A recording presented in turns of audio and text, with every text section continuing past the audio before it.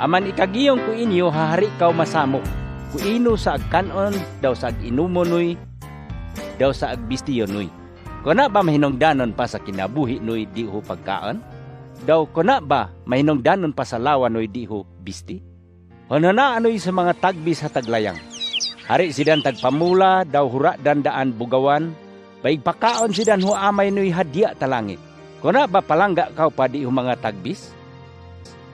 Bisan ko agkatungkayan nuyon agkanugunan sa kinabuhi noy basao na hari nuyon gayod masumpayan.